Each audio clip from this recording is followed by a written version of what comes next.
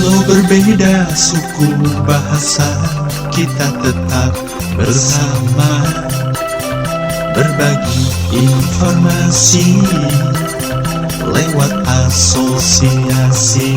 Asosiasi apa? Asosiasi LPPL Radio TV Indonesia Jaya selalu.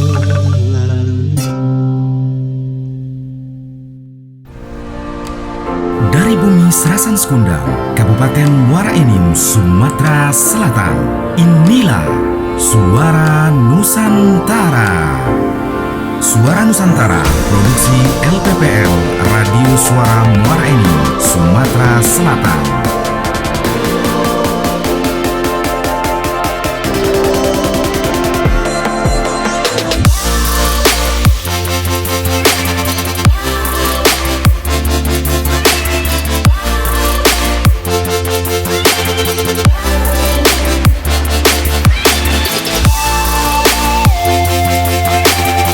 Kita sambut presenter Suara Nusantara edisi 85, DJ Aldo Irawan dan DJ Andre Taulana.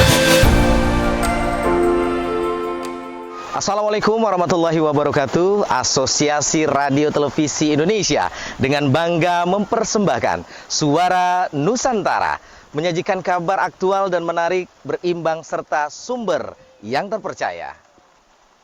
Ya, program Suara Nusantara, jejaring berita nasional LPPL Radio dan Televisi se-Nusantara, edisi 85, Senin 28 Desember 2020. Ya, baik Andre, kita saat ini berada di destinasi kawasan wisata terbaru yang lagi ngehits, yang lagi viral di Kabupaten Muara Enim, Sumatera Selatan. Namanya Danau Suji Lembak. Ya. Mungkin kalau kita mendengar dari namanya saja, Suji, ini mungkin kosakatanya kita mengarah kemana nih? Jepang kali ya? Jepang ya? Oke, iya betul sekali. Inilah sejarah adanya Danau Suji yang berada di Kecamatan Lembak, Kabupaten Muara Enim, Sumatera Selatan. Betul sekali. Dan sangat menarik ya, Andre ya? Ya, betul. Kita sangat berbangga bisa hadir di sini untuk memberikan informasi dan juga kita mensosialisasikan bahwa di Kabupaten Muara Enim ada destinasi wisata terbaru. Betul sekali. Dan mungkin saudara pendengar ya, dimanapun Anda berada saat ini sedang menyaksikan, kami berada di salah satu destinasi wisata yang ada di Kabupaten Muara Enim, tepatnya di Kecamatan Lembak. Oke, untuk Anda yang penasaran akan keberadaan objek wisata Danau Suji di Kecamatan Lembak ini, jangan sampai Anda lewatkan untuk hadir dan datang langsung di Danau Suji Lembak, Kabupaten Muara Enim, Provinsi Sumatera Selatan. Yang kurang lebih, Andre, perjalanannya kalau kita dari Kota Muara Enim, dari Kota Muara Enimnya 2 jam setengah sudah sampai di sini ya. Ya, baik Andre. Ya. Dari lokasi objek wisata Danau Suji Lembak, Kabupaten Muara Enim, Provinsi Sumatera Selatan, bersama saya Aldo Irawan Dan saya Andre Taulana. Inilah Suara Nusantara.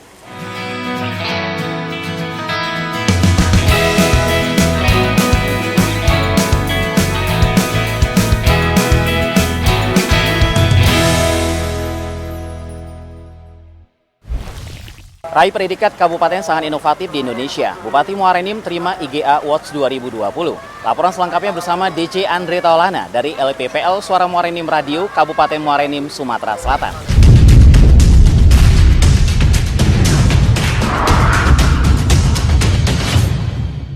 Bupati terima IGA 2020, raih Kabupaten sangat inovatif di Indonesia. Atas semangat dan keberhasilan inovasi Kabupaten Muara Enim dalam menyelenggarakan pemerintahan daerah melalui berbagai program kerja yang dinilai inovatif, Kementerian Dalam Negeri Republik Indonesia melalui Badan Penelitian dan Pengembangan memberikan penghargaan Innovative Government Award atau IGA 2020 kepada pemerintah Kabupaten Muara Enim sebagai kabupaten yang sangat inovatif di Indonesia pada tahun 2020. Ya, kategori kabupaten sangat inovatif. Kabupaten Muara Enim.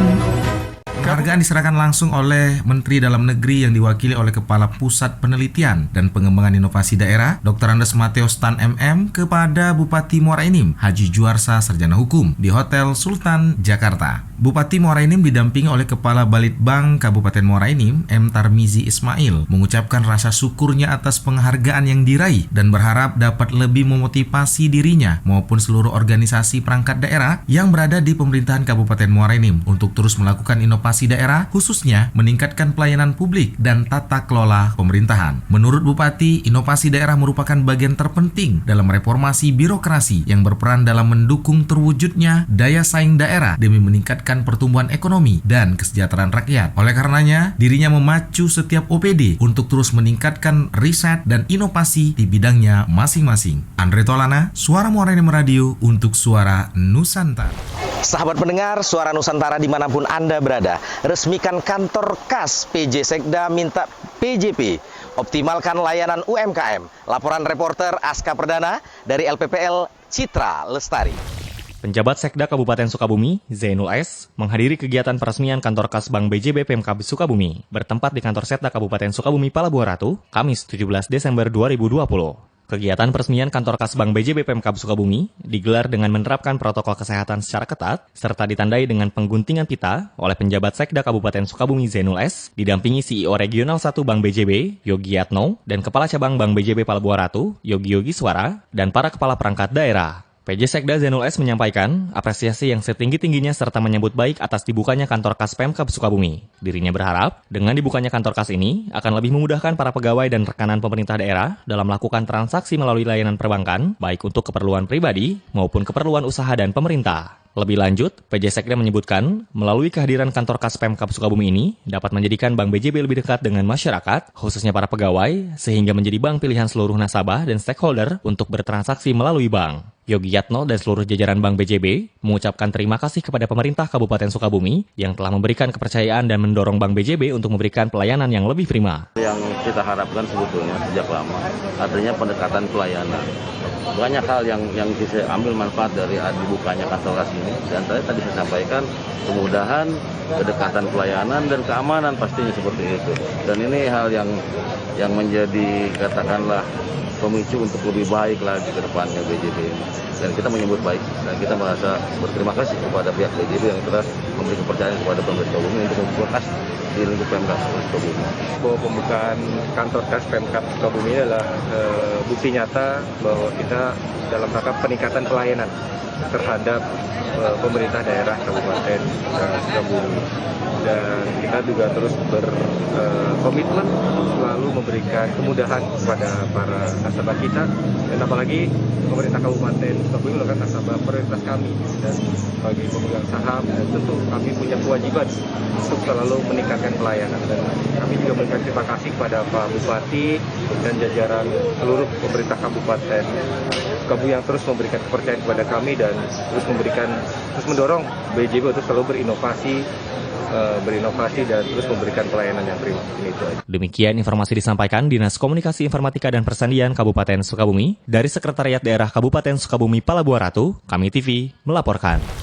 Dinas Komunikasi dan Informatika Kabupaten Wonosobo melaksanakan kunjungan studi tiru pengelolaan data center dan pengelolaan televisi di Dinas Komunikasi dan Informatika Kabupaten Kebumen. Laporan selengkapnya disampaikan reporter Charla Selita dari LPPL Radio In FM Kebumen, Jawa Tengah. Dinas Komunikasi dan Informatika Diskominfo Kabupaten Kebumen kembali mendapatkan kunjungan kerja Selasa 22 Desember 2020. Kunjungan kali ini dari Diskominfo Kabupaten Wonosobo. Rombongan Diskominfo yang dipimpin Wakil Bupati Wonosobo Agus Subagio dan Kepala Diskominfo Wonosobo Eko Suryantoro ini diterima oleh Kepala Diskominfo Kabupaten Kebumen Cokro Aminoto. Kepala Diskominfo Kabupaten Wonosobo menjelaskan, kunjungan ini dalam rangka studi tiru untuk pengelolaan data center di Diskominfo Kabupaten Kebumen serta terkait pengelolaan Rati TV Kebumen. Eko menyampaikan pengelolaan DC di Kebumen sangat baik, apalagi telah mendapatkan sertifikat ISO 27001 untuk sistem manajemen keamanan informasi. Lebih lanjut, Eko juga mengapresiasi perkembangan Rati TV yang semakin meningkat. Eko berharap ilmu yang didapat dari studi tiru ini dapat diimplementasikan di Kabupaten Wonosobo. Studi tiru tersebut sangat didukung Wakil Bupati Wonosobo. Agus berharap studi tiru ini dapat bermanfaat untuk kemajuan pengelolaan DC serta keterbukaan informasi publik untuk kemajuan Kabupaten Wonosobo. Sementara itu, Kepala Diskominfo Kabupaten Kebumen menyambut baik kunjungan ini dan berharap dapat meningkatkan kerjasama antar kedua pihak. Dalam kesempatan tersebut, rombongan Diskominfo Kabupaten Wonosobo diajak untuk melihat studio Rati TV Kebumen. Yang pertama kami ingin belajar tentang data center di Kabupaten Kebumen yang telah mencapai ISO. Ternyata memang Kebumen luar biasa. Kemudian yang kedua, kami beserta rombongan dari web TV Wonosobo juga belajar di Ratih TV Wonosobo, mulai awal produksi penyiaran, kemudian sampai dengan yang terakhir kita pelajari semua. Dari Kebumen, Tim Liputan Rati TV memberitakan. Baik sahabat pendengar dimanapun Anda berada, Bupati Bogor Ade Yasin melakukan coffee morning bersama pelaku usaha kecil, korban PHK, pelaku usaha hotel dan restoran dalam rangka pemulihan ekonomi Kabupaten Bogor, dan laporan selengkapnya akan disampaikan oleh Saudara Inggar Prilda dari LPPL Radio Tegar Beriman. Bupati Bogor Ade Yasin melakukan coffee morning bersama pelaku usaha kecil, korban PHK, pelaku usaha hotel dan restoran dalam rangka pemulihan ekonomi Kabupaten Bogor.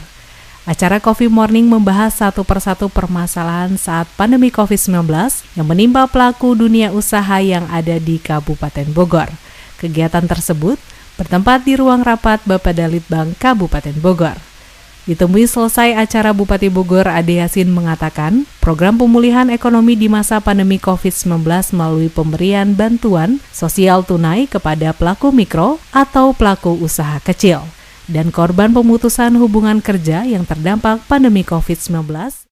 Pertama adalah verifikasi sosialisasi pendataan langsung ke lapangan kepada UMKM dan korban PHK. Jadi ini diverifikasi dulu satu persatu untuk UMKM ya, satu persatu hasil pendataan di sini dicek lapangan benar nggak dia adalah pelaku usaha UMKM, layak nggak diberikan bantuan begitu, sehingga melalui hasil verifikasi ini ada beberapa yang diberikan sesuai dengan hasil penelitian tadi. Juga untuk korban PHK begitu juga. Harus lengkap datanya, apakah betul dia korban PHK dari perusahaan mana yang memperhatikannya dan lain-lain. Itu jadi kami tidak hanya memberikan secara begitu saja, tapi ini karena harus banyak yang butuh dan harus bagaimana secara administrasinya ini tertib, juga kita lakukan pendataan itu. Bupati Bogor Ade Yasin juga mengatakan alokasi bansos tunai pada APBD tahun 2020 sebesar 32,93 miliar rupiah. Dengan sasaran penerimaan bantuan permodalan pelaku UMKM sebesar 15 miliar rupiah. Untuk 2.164 pelaku usaha, korban PHK sebesar 17,93 miliar rupiah untuk 7.172 orang, dengan jumlah keseluruhan penerima bantuan 9.332 orang. Pemerintah Kabupaten Bogor juga memberikan hibah pariwisata tahun anggaran 2020 dari Kementerian Pariwisata dan Ekonomi Kreatif Republik Indonesia yang bertujuan untuk membantu industri hotel dan restoran yang saat ini sedang mengalami gangguan finansial serta recovery penurunan PAD bagi pemerintah daerah akibat pandemi COVID-19. Selain itu, Bupati Bogor Ade Yasin juga mengatakan bahwa untuk mendukung sektor pariwisata telah diberikan gerobak untuk pemasaran hasil perikanan untuk mereka yang berjualan di sekitar tempat wisata seperti di Curug Cipamingkis, Bumi Perkemahan Citamiang, dan bantuan jaringan apung untuk pembudidayaan ikan. Ada juga gerobak untuk pemasaran jus dan kopi di Cimandala, dan juga bantuan peralatan sekaligus instalasi hidroponik di Penangkaran Rusa, Curug Ciherang. Selanjutnya, ada juga bantuan stand pemasaran produk pangan di lokasi wisata.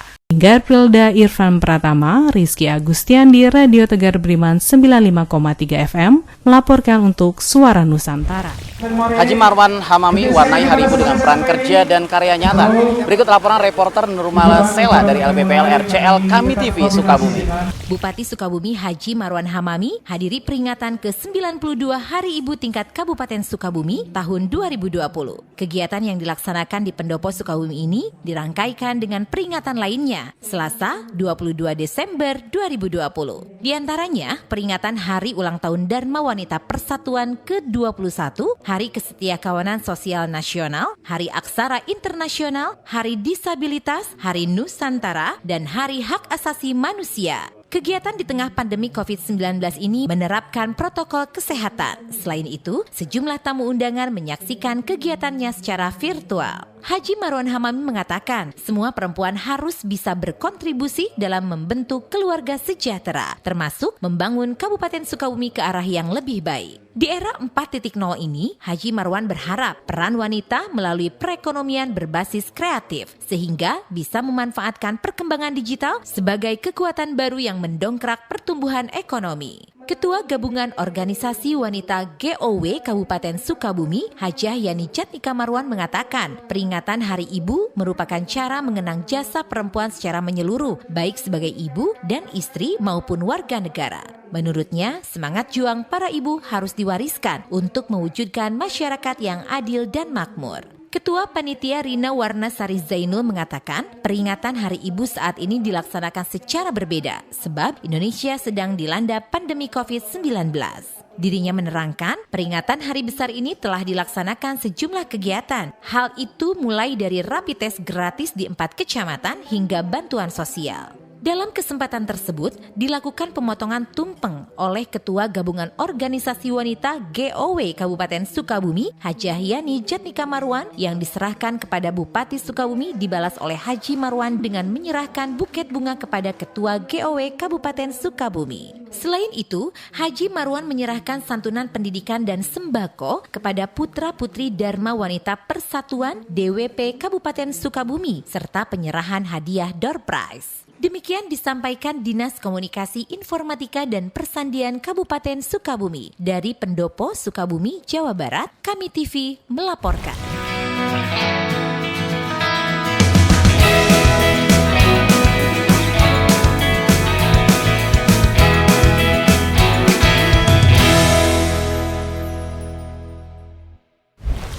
Sahabat pendengar dimanapun Anda berada, Dinas Kominfo Jembrana gelar pembinaan KIM. Laporan reporter email dari LPPL Ananta Praja Suara FM untuk Anda.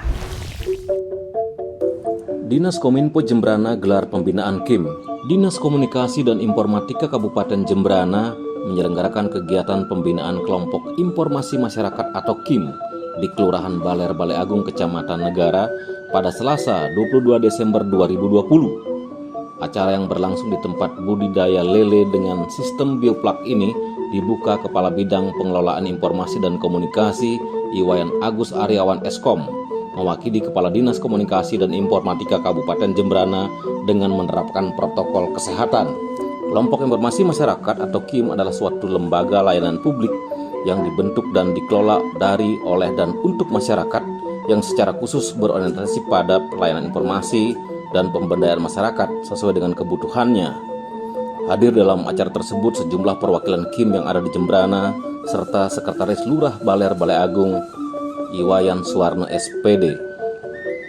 Pembinaan KIM kali ini dilaksanakan di tempat budidaya lele dengan sistem bioplak yang berlokasi di Jalan Jempiring nomor 30 Baler Balai Agung Kecamatan Negara dengan tujuan melihat secara langsung bagaimana sistem budidaya ini dan menjadikan kelompok ini sebagai kelompok informasi masyarakat yang baru.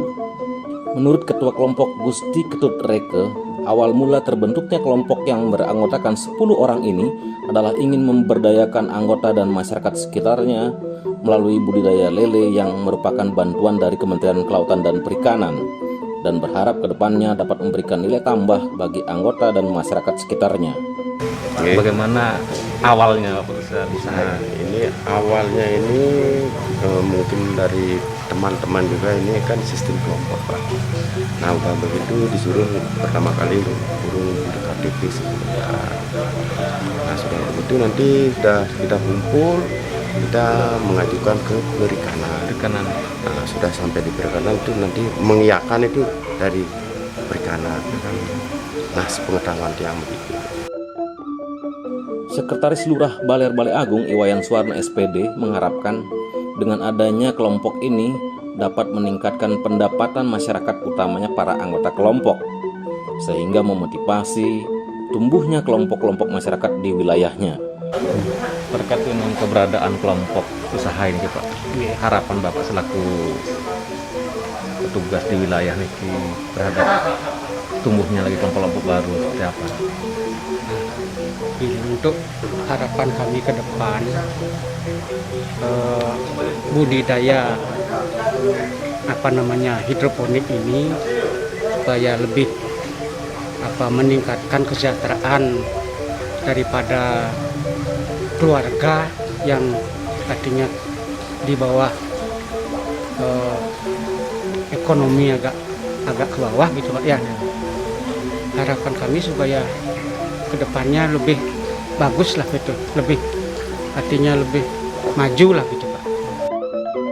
Sementara itu, Kepala Bidang Pengelolaan Informasi dan Komunikasi Dinas Kominfo, Iwayan Agus Aryawan Eskom menyampaikan, kelompok informasi masyarakat atau KIM sangatlah dibutuhkan dalam menyampaikan informasi yang positif bagi masyarakat, utamanya tentang program-program kebijakan pemerintah, baik pemerintah pusat, provinsi maupun pemerintah kabupaten. KIM yang dibentuk oleh masyarakat harus dapat berguna juga bagi masyarakat. Untuk itu diperlukan pemberdayaan KIM untuk menyampaikan program-program pemerintah. Begitu juga sebaliknya. Bahwa pembinaan KIM ini, kelompok informasi masyarakat ini merupakan salah satu tupoksi dari Dinas Kominfo Kabupaten Jembrana, yang dimana tujuannya adalah untuk membantu pemerintah dalam menyebarkan informasi kebijakan pemerintah kepada masyarakat. Dengan adanya pemberdayaan KIM di daerah sebagai wahan informasi, juga sebagai mitra dialog pemerintah dalam merumuskan kebijakan publik, serta menggabungkan satu kelompok informasi masyarakat dengan kelompok lain. Dalam acara tersebut juga para anggota KIM dikenalkan dengan teknik budidaya kangkung dengan sistem aquaponik yang menghadirkan narasumber Agung Wahyu. Reporter Imadi Karsana melaporkan untuk Suara Nusantara. Opening Rakernas JKPI ke-8 Festival Kota Pusaka Indonesia. Selengkapnya laporan reporter Desi dari LPPL RPK Siak 92 FM. Setelah sempat diundur jadwal pelaksanaannya pada bulan April lalu, Rakernas JKPI ke-8 dan Festival Kota Pusaka Indonesia tahun 2020 resmi dibuka oleh Bupati Siak Alfedri Minggu pagi 20 Desember 2020 di Gedung Daerah Sultan Syarif Kasim II. Dari 70 keanggotaan daerah yang tergabung dalam jaringan Kota Pusaka Indonesia, sebanyak 18 delegasi daerah provinsi kabupaten kota se-Indonesia menghadiri Rakernas JKPI ke-8, di mana Kabupaten Siak menjadi tuan rumah pada penyelenggaraan tahun ini. Bupati Siak Alfedri menandai dibukanya Rakernas JKPI ke-8 dengan menabuh kompang bersama direksi serta beberapa perwakilan delegasi. Pembukaan JKPI tahun 2020. Alfedri menyebut melalui JKPI dapat mewujudkan cita-cita pelestarian pusaka dan budaya yang ada di Nusantara. Dirasa berbeda dari semarak tahun sebelumnya karena terdapat 6 agenda acara yang ditiadakan, mengingat kondisi pandemi, namun harapannya tidak mengurangi hikmat jalannya acara JKPI tahun ini.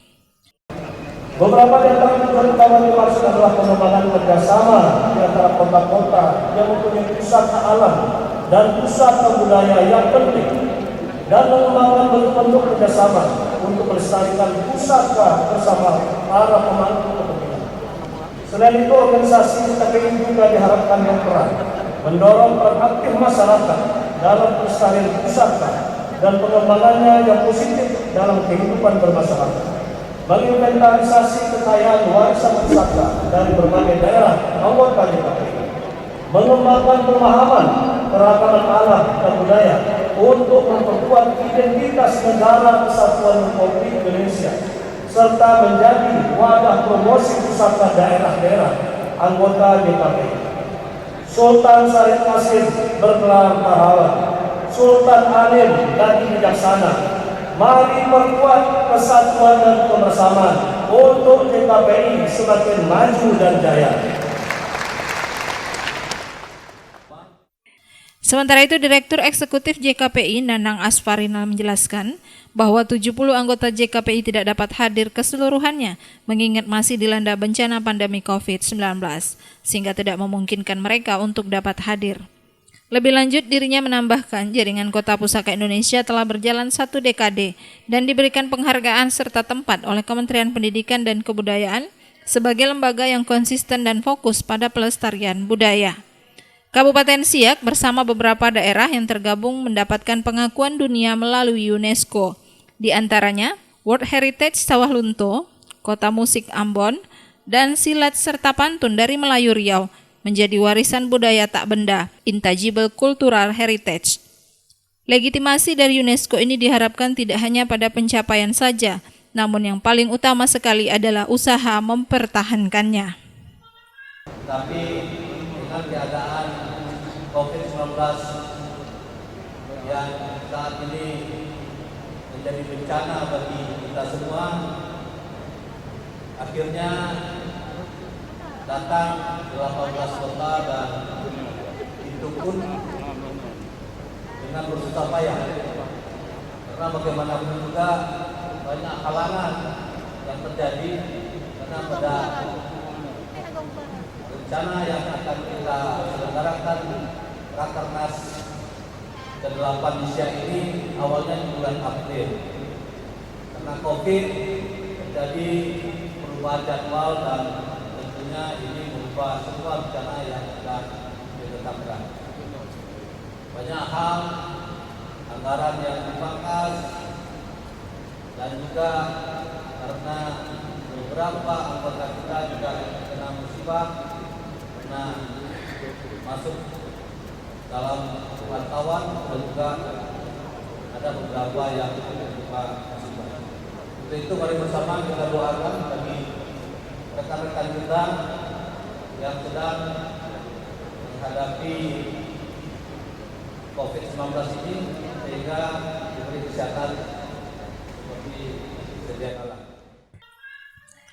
Tahun ini Rakernas JKPI ke-8 di Kabupaten Siak mengambil tajuk Merajut Pusaka Indonesia Menyapa Dunia.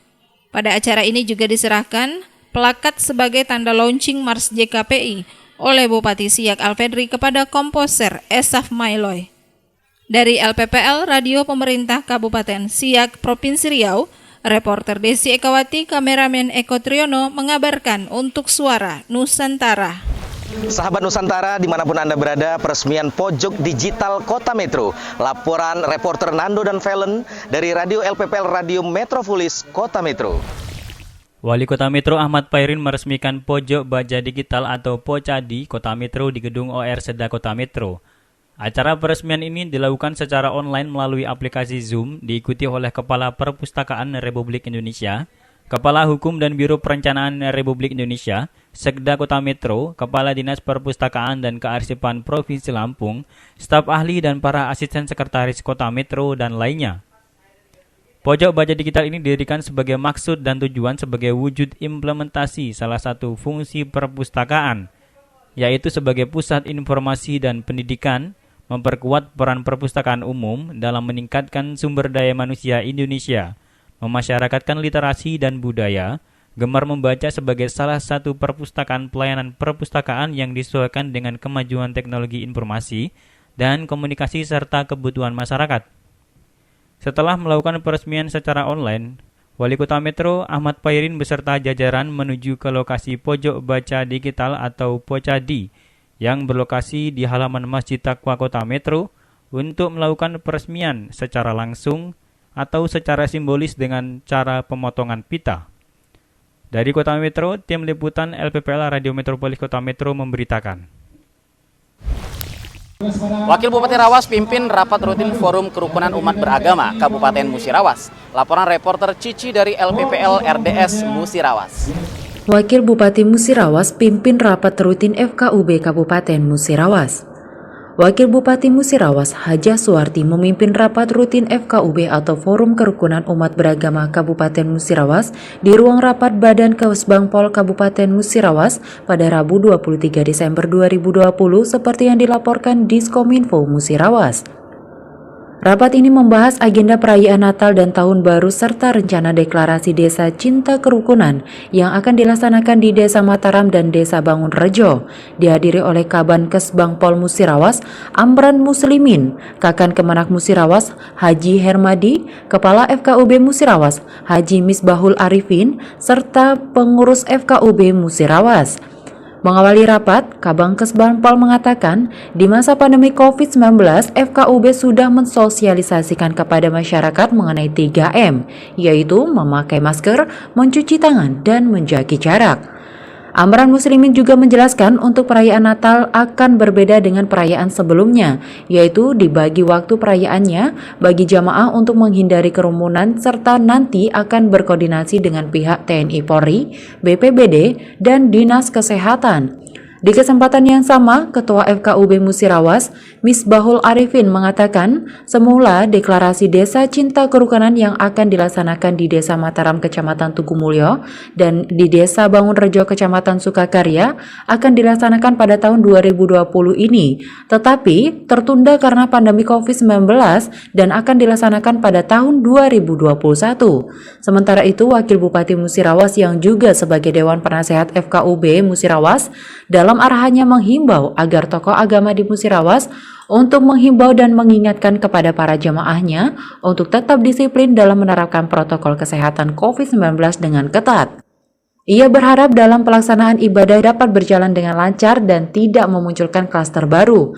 Kemudian, rencana deklarasi Desa Cinta Kerukunan pada 2021 diharapkan lancar dan tidak ada gangguan ke depannya. Ini salah satu bentuk penghargaan dari pemerintah daerah Kabupaten Musirawas kepada desa-desa yang saling menghormati dan menghargai antara umat beragama. Cici, RDS Musirawas melaporkan. Sahabat pendengar dimanapun Anda berada, dalam rangka membuka lapangan pekerjaan guna menekan perkembangan wirausaha, Kementerian Kelautan dan Perikanan melakukan pembinaan. Laporan reporter Rizky Amelia dari LPPL Irama FM untuk Anda. Dalam rangka menciptakan lapangan pekerjaan dan menekan pada perkembangan wirausaha, Kementerian Kelautan dan Perikanan melakukan pembinaan melalui pembinaan Badan Riset dan Sumber Daya Manusia Kelautan dan Perikanan. KKP juga menyiapkan dukungan permodalan bagi wirausaha baru melalui Badan Layanan Umum Lembaga Pengelolaan Modal Usaha Kelautan dan Perikanan. Pada Selasa 22 Desember 2020, Badan Layanan Umum Lembaga Pengelolaan Modal Usaha Kelautan dan Perikanan melaksanakan panen udang wirausaha baru binaan KKP. Kegiatan dilaksanakan di Komplek Tambak Desa Jatikontal, Kecamatan Purwodadi, Purworejo. Dalam laporannya, Direktur Lembaga Pengelolaan Modal Usaha Kelautan dan Perikanan Syarif Syahrial menyampaikan bahwa program pinjaman pendanaan UMKM sektor kelautan dan perikanan akan diberikan sekitar 2 miliar rupiah.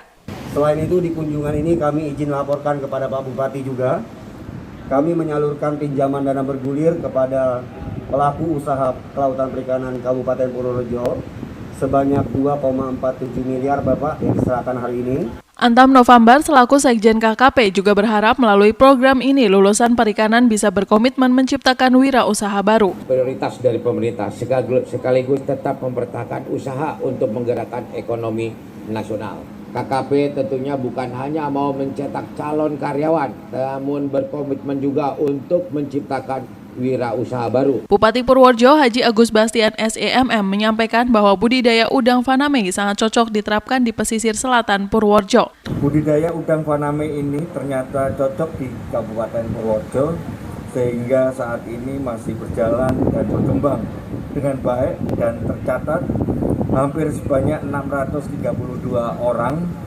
sebagai pembudidaya udang. Dampak positif yang dirasakan dari kegiatan budidaya udang faname ini adalah mampu merubah lahan non-produktif menjadi lahan produktif, membuka lapangan kerja baru, serta menjadi sentra ekonomi baru di wilayah pesisir. Acara dilanjutkan dengan penyerahan bantuan pinjaman dana kepada petani udang faname oleh Sekjen KKP dan melihat proses panen udang di salah satu tambak siap panen bersama dengan tamu undangan lain. Saya Rizky Amelia dari LPPL Radio Irama FM Purworejo melaporkan untuk Suara Nusantara.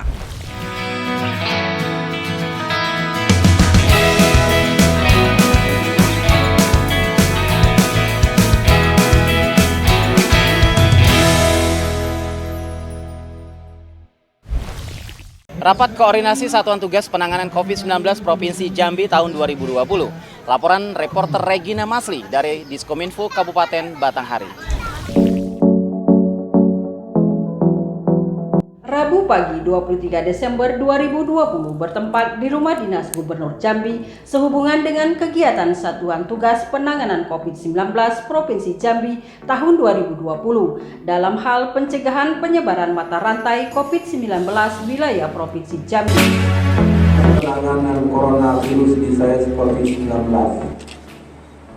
tertanggal 21 Desember 2020 terkonfirmasi kumulatif sebesar 2.955 dengan rincian 49 orang meninggal, 2.023 sembuh, dan 539 orang dalam proses tersebar pada seluruh kabupaten dan kota. Keadaan ini terus mengalami perubahan dengan kecenderungan terjadi peningkatan dari minggu ke minggu dengan rata-rata 33 sampai 34 orang per hari. Turut hadir dalam acara tersebut Kapolda Jambi, Komandan Korem 042 Gapuh, Sekretaris Daerah Provinsi Jambi, Asisten Pemerintah dan Kesejahteraan Rakyat Sekda Provinsi Jambi, Ketua Satuan Tugas Penanganan COVID-19 Kota Jambi, dan Ketua Satuan Tugas Penanganan COVID seluruh kabupaten di Provinsi Jambi dan Kabupaten Batanghari hadir diwakili Kabid IKP Raden Sulaiman SE. Regina Masli, LPPL Radio Bahana Batanghari melaporkan untuk Suara Nusantara edisi 85. Sahabat Nusantara dimanapun Anda berada, surat edaran keluar, EMA, jangan ada perayaan malam tahun baru. Laporan reporter Giva Aprilia dari LPPL Radio Sonata Kota Bandung melaporkannya untuk Anda. Surat edaran keluar, EMA, jangan ada perayaan malam tahun baru. Wali Kota Bandung, Odette M. Daniel, telah mengeluarkan surat edaran yang melarang perayaan atau pesta pergantian malam tahun baru. Surat bernomor 003 SE 147 Disputpar itu ditujukan kepada pimpinan, manajer hotel, pemilik pusat perbelanjaan, kafe, restoran, tempat hiburan, dan seluruh masyarakat Kota Bandung. Dalam surat tersebut ditegaskan, apabila tetap melaksanakan kegiatan tersebut, maka akan dikenakan sanksi sesuai perundang-undangan dan peraturan yang berlaku. Terkait hal tersebut, Ketua Harian Gugus Tugas Percepatan Penanganan COVID-19 Kota Bandung, Emma Sumarna, meminta seluruh warga Kota Bandung untuk tetap mematuhinya. Emma pun berharap semua sebagai umat beragama untuk melakukan dengan keyakinan masing-masing, bersyukur bahwa masih diberikan kesempatan hidup dan masih diberikan keselamatan. Zona merah sementara itu, Emma menilai skor yang menjadi nilai untuk menentukan zona untuk sebuah daerah tidak terlalu penting.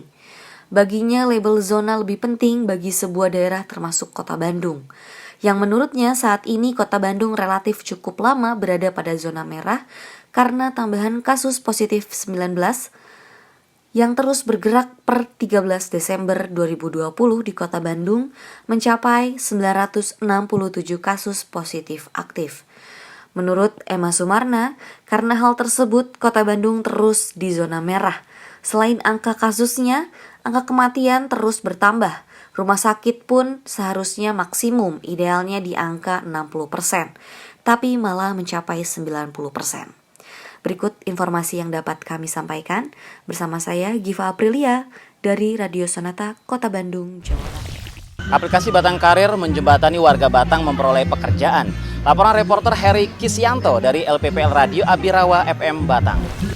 Pemerintah Kabupaten Batang melalui Dinas Ketenagakerjaan Disnaker meluncurkan aplikasi Batang Karir untuk memudahkan para pencari kerja mendapatkan akses pekerjaan yang diidamkannya dengan mempertemukan bersama pemberi kerja sesuai kriteria yang diharapkan perusahaan. Batang Karir merupakan platform bagi pencari kerja khusus bagi masyarakat yang berdomisili di Kabupaten Batang. Bupati Batang Wihaji menyampaikan aplikasi tersebut merupakan solusi bagi masyarakat Batang yang selama ini mengalami kesulitan dalam memperoleh akses pekerjaan. Ini adalah jawaban dari kegalauan dan suasana kebatinan rakyat Batang. Pak, saya ini belum bisa bekerja, mau bekerja. Katanya perusahaan menerima lowongan, tapi gimana caranya? Ternyata di Batang juga ada perusahaan yang membutuhkan tenaga kerja, tapi kekurangan. Ternyata ada sekat yang dibutuhkan fasilitator. Dibutuhkannya lah fasilitasi antara para pencari kerja dan pemberi kerja.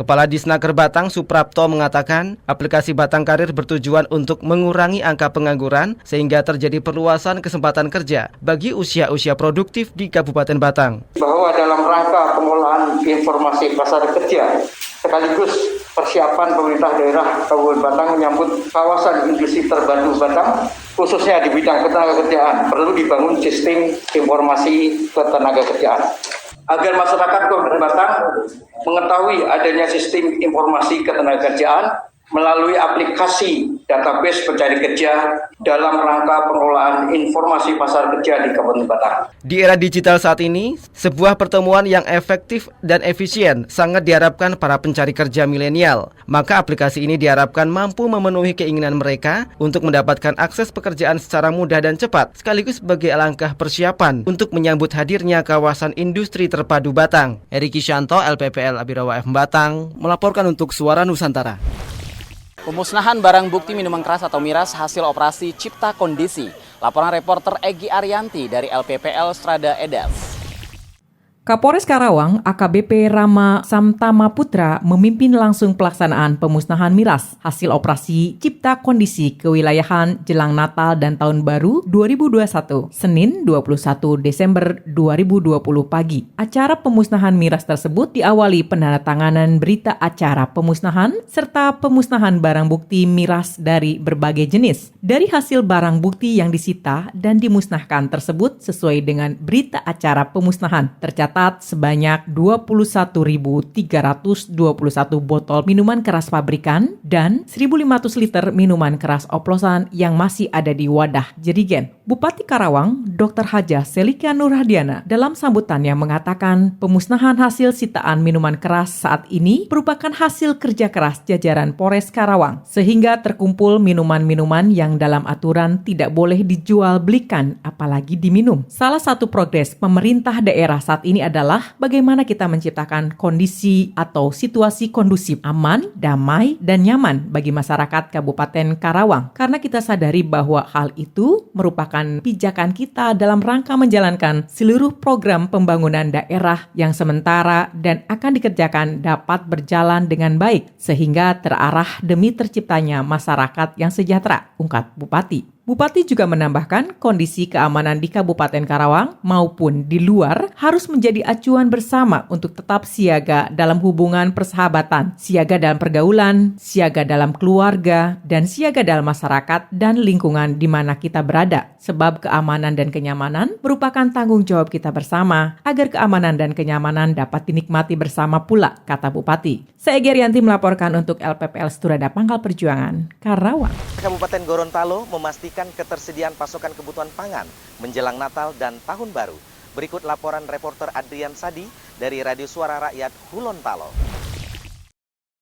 Pemerintah Provinsi Gorontalo memastikan ketersediaan dan pasokan kebutuhan pangan menjelang Tahun Baru. Hal tersebut disampaikan Sekretaris Jenderal Provinsi Gorontalo dan Taraba setelah memimpin secara virtual kantor gubernur belum untuk memastikan ketersediaan pangan tersebut. Presiden Joko Widodo meminta kepada seluruh pemerintah daerah untuk memperoleh data informasi pangan serta membuat manajemen yang akurat untuk meminimalisir persoalan pangan di daerah. Bapak Presiden Saya juga menegaskan dalam rangka memastikan ketersediaan pangan di daerah, Gubernur agar segera memperkuat data informasi pangan guna merumuskan kebijakan yang tepat. Misalnya, mengembangkan jenis data dan informasi yang penting untuk mensinergikan data-data yang ada di daerah masing-masing. Membuat neraca pangan daerah yang akurat agar jika ada persoalan kekurangan pangan cepat dapat diatasi. Kemudian menyediakan data produksi, data konsumsi yang akurat untuk mengetahui provinsi mana yang kelebihan atau kekurangan, dorong perdagangan antar daerah dan memperkuat kerjasama antar daerah. Sementara itu, yang sama Kepala Biro Pembangunan dan Pengendalian Ekonomi Sandi Jakarta menjelaskan saat ini berdasarkan perkiraan ketersediaan kebutuhan pokok di Gorontalo dan Desember 2020 sudah kondisi aman stabil. Tersebut berseluruh sebanyak 2.040 ton, minyak goreng sebanyak 15.400 liter, daging sapi beku 5.000 kg, dan 175 ton gula pasir. Rata-rata untuk stok pangan itu rata-rata surplus di Provinsi Gorontalo, termasuk beras. Apalagi saat ini kan kita sementara panen di kabupaten kota, sehingga beras itu tidak diragukan ada tersediaannya. Begitu juga dengan barito, bawang rica tomat juga tersedia sekali di Provinsi Gorontalo, dan juga gula. Intinya rata-rata komoditas 9 bahan pokok di Provinsi Gorontalo itu rata-rata surplus. Kecuali ada beberapa misalnya di wilayah Pohuwato, misalnya disampaikan tadi, masih ada beberapa seperti minyak goreng dan juga gula yang ada sedikit kekurangan, sehingga kita bisa mengarahkan beberapa produk itu ke arah Pohuwato untuk didistribusi agar di sana juga tersedia hal-hal yang dibutuhkan.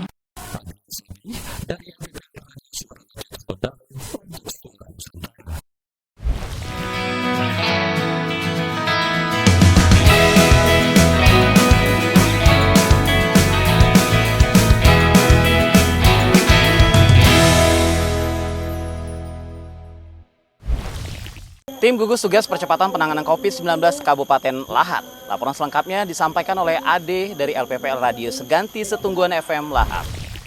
Saudara, Kabupaten Lahat saat ini tengah dirundung duka telah adanya kabar duka tentang berpulangnya Kepala Litbang almarhum Agung Pribadi beberapa waktu lalu dan menyusul Sekretaris Daerah Lahat Januarsa Hambali SHMM hari Minggu 20 Desember 2020 pukul 8 waktu Indonesia Barat di Rumah Sakit Palembang. Muncul berbagai asumsi bahwa rentetan peristiwa itu disebabkan pasca kegiatan outbound jajaran pejabat Pemkab Lahat taat dinas luar di Bogor, Jawa Barat beberapa waktu lalu. Namun hal itu dibantah oleh Sekretaris Gugus Tugas COVID-19 yang saat ini menjabat PLH Kepala Dinas Kesehatan Lahat, Taufik Mariansah Putra, dalam keterangan pers yang digelar di Posko Gugus Tugas Percepatan Penanganan COVID-19 Kabupaten Lahat. Menurutnya, hal itu merupakan informasi yang tidak benar. Topik menambahkan, menurut keterangan dari tim kesehatan rumah sakit terkait, sama-sama menyatakan bukan karena outbound. Kedua pejabat Lahat meninggal dunia, namun memang ada gejala penyakit lain, terangnya. Dari Lahat, saya Ade, LPPL Seganti Setungguan FM, melaporkan untuk Suara Nusantara. Oke DJ Aldo, pada tanggal 22 Desember 2020 yang lalu, kita memperingati Hari Ibu. Bagi DJ sendiri ini apa nih makna Hari Ibu sendiri? Ya, sebetulnya memang kita setiap tanggal 22 Desember setiap tahun ini banyak masyarakat kita ya mengucapkan selamat Hari Ibu. Ya. Tapi bagi saya sendiri memaknai Hari Ibu sendiri, tentu kita kasih sayang kepada Ibu bisa setiap saat, bisa setiap waktu, ya katakanlah sepanjang masa. Betul sekali, sepanjang masa begitu ya. Dan sahabat pendengar dimanapun Anda berada, PLT Bupati Cianjur, Haji Herman, menjadi pembina upacara pada Hari Ibu ke-92 tahun. Tingkat Kabupaten Cianjur. Laporan reporter Resti Ramawati dari LPPL Radio Cianjur FM melaporkannya untuk Anda. PLT Bupati Cianjur Herman Suherman saat menjadi pembina upacara pada peringatan Hari Ibu ke-92 tahun 2020 tingkat Kabupaten Cianjur. Situasi serba sulit ternyata tidak menghentikan langkah perempuan-perempuan Indonesia untuk hadir sebagai garda terdepan. Perempuan mengisi ruang-ruang kontribusi dalam merebut kemerdekaan, menyuarakan berbagai permasalahan dan turut mencari serta menjadi solusi untuk mengantar Indonesia di titik sekarang. Demikian salah satu pesan disampaikan dalam sambutannya Bapak PLT Bupati Cianjur Haji Herman Suherman saat menjadi pembina upacara pada peringatan Hari Ibu ke-92 tahun 2020 tingkat Kabupaten Cianjur di halaman pendopo Kabupaten Cianjur. Lanjutnya, PLT Bupati menyampaikan bahwa Hari Ibu diperingati setiap tanggal 22 Desember. Tema peringatan Hari Ibu tahun ini yaitu Perempuan Berdaya Indonesia Maju. Peringatan Hari Ibu dirayakan setiap tahunnya sebagai bentuk penghargaan kepada perjuangan perempuan Indonesia dari masa ke masa, dan lanjutnya perempuan turun menjadi penggerak sosial, membangun kesadaran masyarakat di berbagai daerah, dan turut serta menyediakan makanan bagi warga yang terdampak ekonomi dan alat pelindung diri untuk tenaga kesehatan. Perempuan juga mengambil peran penting dalam memerangi COVID-19 dengan menjadi tenaga kesehatan, ilmuwan, peneliti, dan penjaga bagi keluarganya sendiri. Terakhir, PLT Bupati berharap melalui peringatan Hari Ibu ke-92 tahun 2020 ini, diharapkan perempuan-perempuan Indonesia sadar betapa berharganya dirinya, utamanya karena tidak pernah berhenti merawat berjuang para perempuan Indonesia di masa yang lalu dalam gerakan sekecil apapun yang berarti melebihi apapun. Dan PLT Bupati Cianjur mengatakan, mari warnai Hari Ibu dengan peran, kerja, dan karya nyata dari semua untuk Indonesia tercinta. Perempuan berdaya Indonesia maju. Dari Cianjur, Jawa Barat, LPPL Cianjur FM, Resti Ramawati melaporkan untuk Suara Nusantara. Operasi Pasar Murah Dinas Koprindak, laporan reporter Mutiara Cendikia dari LPPL Suara Perintis Kota Sukabumi, melaporkannya untuk Anda. Sebagai bagian dalam pemulihan ekonomi yang terdampak pandemi COVID-19 dalam memajukan UMKM Kota Sukabumi, Dinas Koperasi UKM, Perdagangan dan Perindustrian Kota Sukabumi menggelar operasi Pasar Murah Kebutuhan Pokok Masyarakat yang dibuka secara resmi oleh Wali Kota H. Ahmad Fahmi di Kelurahan Cisarua pada hari Selasa 22 Desember 2020. Kepala Dinas Koperasi UKM Perdagangan dan Perindustrian Kota Sukabumi, Ai Jamiat menyampaikan bahwa dalam operasi Pasar Murah dijual 2.933 paket kebutuhan pokok dengan harga distribusi. Operasi Pasar Murah diadakan di 33 kelurahan sampai dengan tanggal 28 Desember 2020. Wali Kota Sukabumi saat membuka operasi Pasar Murah menjelaskan bahwa dalam mengatasi pandemi COVID-19 yang telah menyebabkan banyak dampak pada berbagai sektor pemerintah dari mulai pusat hingga daerah, telah menggulirkan berbagai program yang bertujuan untuk membantu warga yang penghidupannya terdampak pandemi COVID-19. Ia juga mengharapkan operasi Pasar Murah dapat dimanfaatkan dengan sebaik-baiknya oleh masyarakat. Setelah di Kecamatan Cikole, operasi Pasar Murah secara berturut-turut akan dilaksanakan di Kecamatan Gunung Puyuh pada tanggal 23 Desember, Lembur Situ pada tanggal 24 Desember, Warudoyong pada tanggal 25 Desember, Citamiang tanggal 26 Desember, serta Baros dan Ciberem pada tanggal 27 dan 28 Desember 2020. Dengan kesulitan yang dirasakan oleh warga masyarakat saat ini di masa pandemi ini, kita berharap OPM ini mampu untuk memberikan memberikan kemudahan, memberikan layanan yang baik, dan menunjukkan bagaimana perhatian pemerintah daerah kepada warga masyarakat yang membutuhkan. Meskipun memang jumlahnya sangat terbatas. Dari Radio Suara Perintis Kota Sukabumi, Mutiara Cendikia Sandiakala melaporkan untuk Suara Nusantara. Kelangkaan pupuk bersubsidi di beberapa wilayah Kabupaten Ogan Komering Ulu saat ini meresahkan petani. Laporan reporter Lilian dari LPPL Radio Sukses FM 104,8 Batu Raja. Dari LPPL Sukses FM Batu Raja, satu berita untuk Suara Nusantara.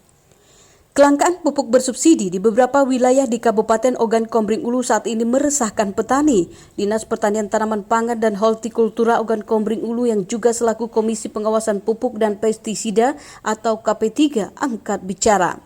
Kepala Dinas Pertanian Tanaman Pangan dan Hortikultura Oku Joni Saihu melalui Kabid Sarana dan Prasarana Agus Paharyono mengatakan kelangkaan pupuk bersubsidi tersebut terjadi karena perubahan sistem penyaluran pupuk bersubsidi.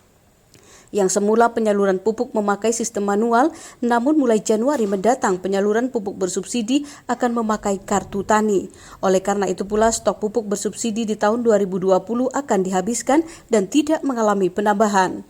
Menurutnya mulai Januari 2021 mendatang semua penyaluran pupuk bersubsidi akan menggunakan kartu tani. Para petani wajib memiliki kartu tani untuk mendapatkan pupuk bersubsidi di pengecer. Selain itu, para pengecer akan menggunakan mesin EDC untuk menyalurkan pupuk bersubsidi kepada para petani.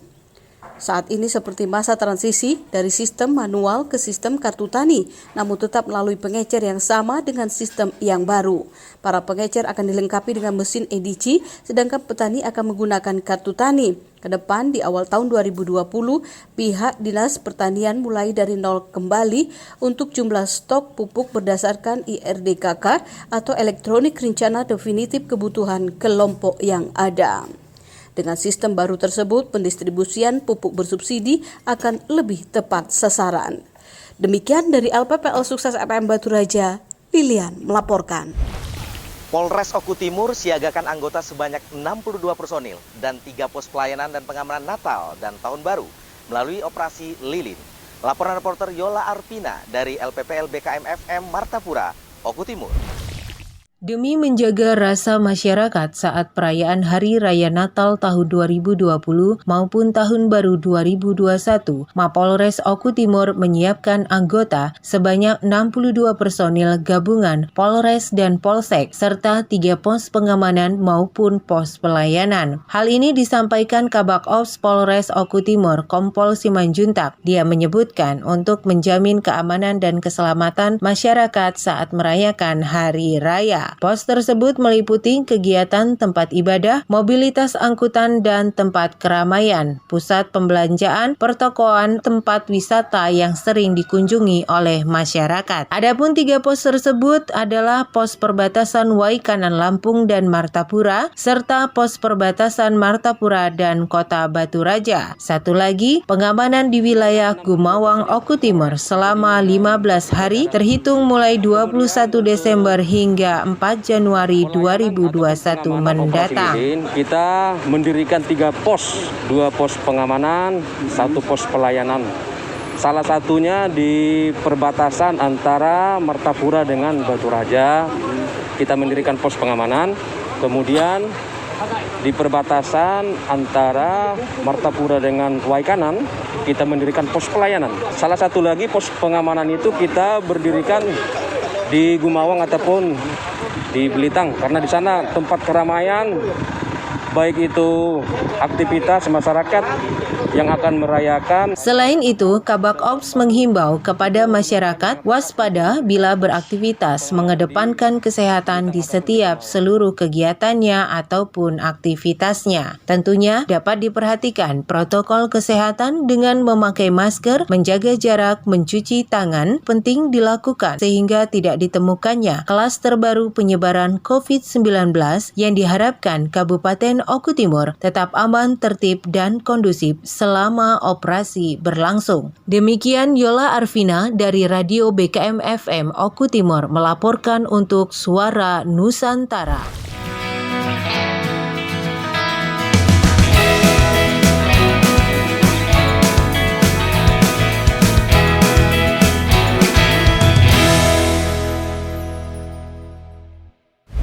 Tiga posko didirikan dalam pengamanan Natal dan Tahun Baru di Kota Sawalunto. Berikut laporan Sari Handani dari LPPL Radio Sawalunto.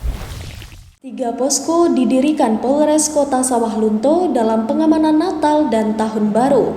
3 pos tersebut terdiri dari 1 pos pengamanan yang berlokasi di Jalan Lintas Sumatera, Muaro Kalaban, dan 2 pos pelayanan lainnya di lapangan segitiga Kota Sawalunto dan kawasan Kandi.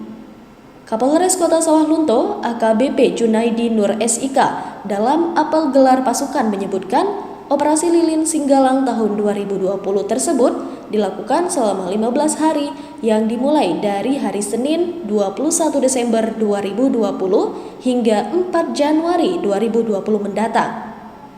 Kegiatan tersebut juga melibatkan 40 personil Polri ditambah dengan TNI, Pol PP, dan tenaga kesehatan dengan tujuan untuk menjaga stabilitas keamanan di tengah-tengah masyarakat. Sari Handani, LPPL Radio Sawalunto FM Kota Sawalunto, Sumatera Barat untuk Suara Nusantara. Pemerintah Kota Pagar Alam siapkan skema vaksin COVID-19. Laporan reporter Sari Handani dari LPPL Besema FM. Saudara, pemerintah Kota Pagar Alam menyiapkan skema vaksinasi COVID-19 pada 2021.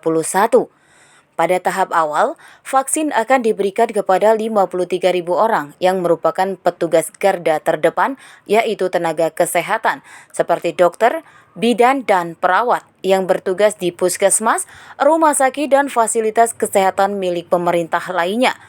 Vaksin juga akan diberikan kepada TNI Polri yang juga merupakan garda terdepan dalam melakukan pencegahan dan penanggulangan pandemi COVID-19.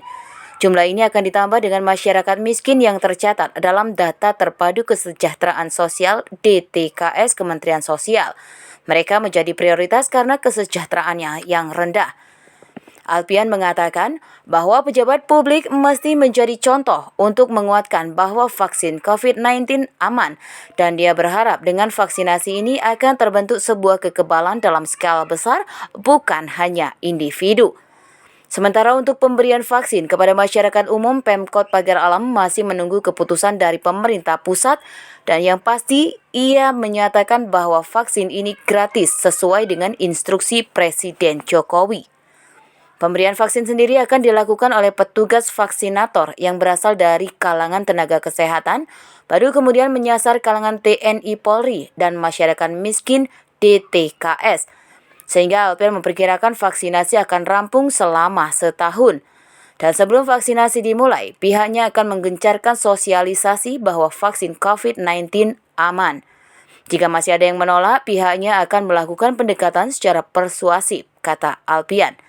Dari Kota Pagar Alam, Sumatera Selatan, Meriani, LPPL Besma FM melaporkan untuk Suara Nusantara. Sahabat pendengar Suara Nusantara dimanapun Anda berada, padi sirampok resmi terdaftar di Kementerian Pertanian. Laporan reporter Despa DJ dari LPP Radio TOP FM melaporkannya untuk Anda.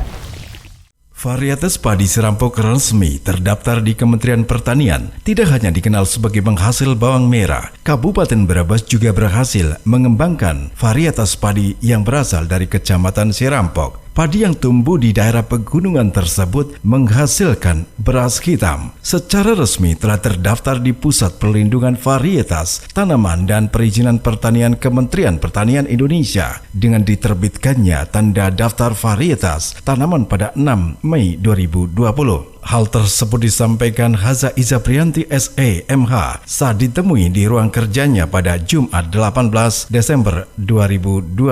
Menurutnya, dirinya telah mendaftarkan varietas pada 21 April lalu setelah proses verifikasi Kementerian Pertanian menerbitkan tanda resmi terdaftarnya varietas padi tersebut sebagai jenis padi penghasil beras hitam asli Sirampok. Iza mengaku bangga atas pengembangan varietas padi Sirampok, terlebih beras hitam yang dihasilkan telah dipasarkan ke berbagai daerah dan dapat diolah menjadi minuman kaya manfaat untuk kesehatan. Dia berharap beras hitam tersebut bisa menjadi produk unggulan Kabupaten Brebes di tempat yang berbeda. Kepala Dinas Pertanian dan Ketahanan Pangan Kabupaten Brebes, Yuli Hendrawati, mengatakan jenis padi ini tidak seperti padi biasa karena hanya bisa dipanen dalam waktu 6 bulan. Padi ini tumbuh di 5 desa di Kecamatan Sirampok, yaitu Desa Kaligiri, Sridadi, Mandala, Manggis, dan Melayang dengan total luas lahan sekitar 12 hektar. Untuk produk beras hitam, kata Yuli, sudah dipasarkan oleh masyarakat setempat dengan harga Rp25.000 per 450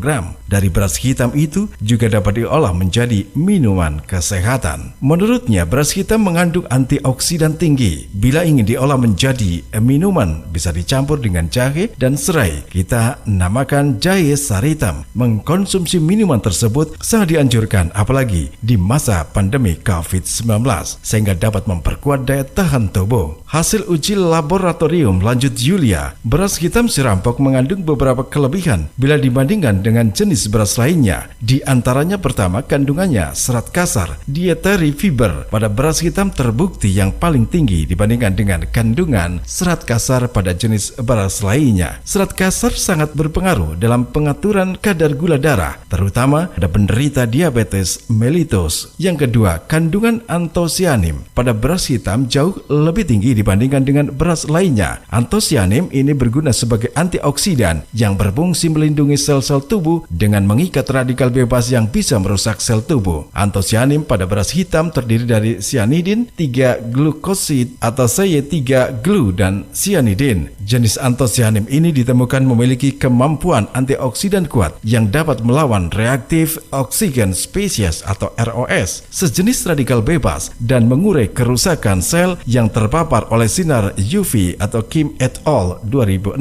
Hasil penelitian Kim et al. 2006 juga menunjukkan bahwa beras hitam memiliki efektif kardioprotektif anti-cyanin. Juga dikatakan mempunyai sifat antikarsinogenik, memberi perlindungan kepada sistem kardiovaskuler, menjaga kadar gula dalam darah, khususnya bagi penderita kencing manis, mencegah penyakit saluran kencing, dan menghambat serangan bakteria Helicobacter pylori yang menyebabkan masalah lambung, kanker perut, dan radang usus. Selain aspek kesehatan, antosianin digunakan secara luas untuk menjaga kesehatan kulit dan mencegah penuaan dini dengan membentuk kolagen baru. Karena pada saat yang sama, ia juga mampu meningkatkan efek vitamin C dan E untuk mengembalikan keremajahan kulit. Manfaat antosianin yang terkandung dalam beras hitam yaitu meningkatkan stamina dan daya tahan tubuh terhadap serangan penyakit, menstabilkan kadar gula dalam darah, memperbaiki kelainan fungsi ginjal, menyerap kolesterol dalam darah, mencegah penyakit jantung dan darah tinggi, mencegah pengerasan pembuluh nadi, mencegah anemia, kanker, dan asam urat, merangsang pembentukan sel baru, memperbaiki sel hati, menghambat penuaan, dan yang ketiga memiliki kandungan vitamin, mikroelemen, dan asam amino yang bermanfaat bagi tubuh manusia. Demikian Dispa DJ LPPL Top FM Bumi Ayu Brebes melaporkan untuk Suara Nusantara.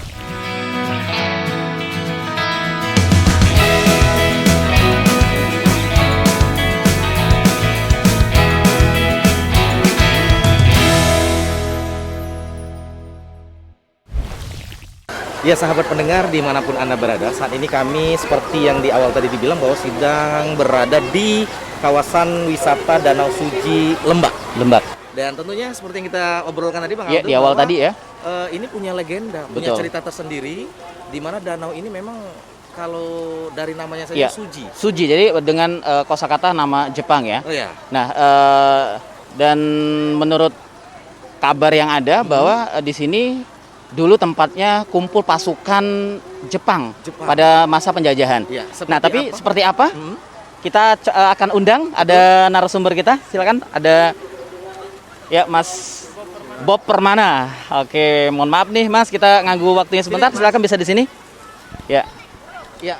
Pendengar sekalian dimanapun Anda berada, Pak Bob Permana. Halo, assalamualaikum Pak. Waalaikumsalam warahmatullahi wabarakatuh. Iya, beliau adalah owner dari destinasi Danau Suji, Kota Lembak, Kecamatan Lembak, yang ada di Kecamatan Lembak ya. Oke, mungkin Mas Bob apa nih panggilannya? Iya, Bob aja Pak. Bob, oke, Mas ya, mungkin bisa dijelaskan. Betul. Sebetulnya apa sih yang motivasi hingga awal adanya Danau Suji ini? Untuk kita mulai dari namanya dulu ya. Betul. Nama Danau Suji ini memang dari dahulu pada saat zaman Jepang sudah dinamain Danau Suji. Mungkin yang ngasih nama itu petinggi dari pasukan Jepang tempo hari. Karena di sini dijadiin markas dan dapur umum. Bandaranya pun ada sekitar 1 km dari sini. Ya. Nah, itu kisah dari nama Danau Suji. Dan untuk pembuatan Danau Suji ini sendiri, tempo hari di Lembak ini kan ada pabrik triplek yang kebetulan bangkrut dan karyawannya di PHK 100%. Terus belum lagi ada pengangguran banyak di desa Lembak ini. Karena ada pandemi Covid, untuk mengangkat ekonomi masyarakat Lembak, saya punya inisiatif membuat Danau Suji ini, mengajak seluruh yang di PHK tadi dan yang penganggur desa Lembak untuk gotong royong membuat Danau Suji ini. Karena kan Danau Suji ini aset daerah yang punya potensi. Betul sekali. Jadi kami bikin bersama-sama dengan biaya pribadi dari saya sendiri, yang saya tanggung. Seiring waktu akhirnya jadilah Danau Suji sampai sekarang, mungkin udah 6 bulan 15 harian. Mas Bob, terima kasih banyak, sukses Pak ya. Amin. Mohon doanya Pak. Sudah berkenan memenuhi undangan kita di sini ya. Siap, dan terima kasih kami sudah bisa datang ke objek wisata Danau Suji ini ya. Iya, siap Pak. Terima kasih. Sahabat pendengar dimanapun Anda berada, saat ini kami masih berada di Danau Suji Lembak. Tentunya sebuah destinasi wisata yang berada di Kecamatan Lembak, Kabupaten Muara Enim. Dan kami sedang bersama salah satu pengunjung, dan tentunya kita akan mau coba ngobrol sama pengunjung bagaimana kesan dan kesan mereka selama berada di destinasi wisata Suji Lembak ini. Iya, mungkin siapa namanya? Selfie. Selfie ya. Iya. Baik Selfie, tentu apa kesan yang pertama nih ketika datang ke lokasi objek wisata Danau Suji yang kita ketahui ini wisata ini sangat ngehit sekali saat ini di Sumatera Selatan, tepatnya di Lembak, Kabupaten Muara Enim ini. Kesan pertama saya, wow tempat ini sangat indah sekali, sangat asri, suasana alam sekali. Saya dari Palembang menempuh perjalanan 1 jam 30 menit, itu sangat terbayar sekali dengan suasana yang sangat indah. Rugi loh kalau kalian nggak kesini, gitu ya? Keren. Oke, jadi pokoknya nggak rugi ya? Nggak rugi ya. Oke, baik, terima kasih Selfie. Baik, saya sudah wawancara singkat kami bersama salah satu pengunjung yang datang ke objek wisata Danau Suji Lembak di Kabupaten Muara Enim. Untuk Anda yang penasaran, silakan jangan Anda lewatkan untuk datang ke sini di objek wisata yang lagi ngehits di Sumatera Selatan, tepatnya di Kecamatan Lembak, Kabupaten Muara Enim, Andri.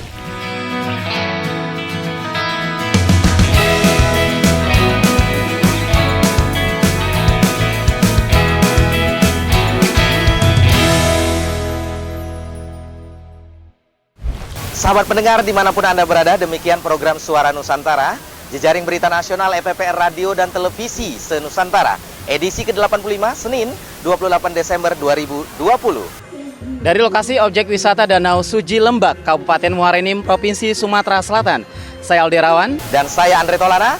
Wassalamualaikum warahmatullahi wabarakatuh.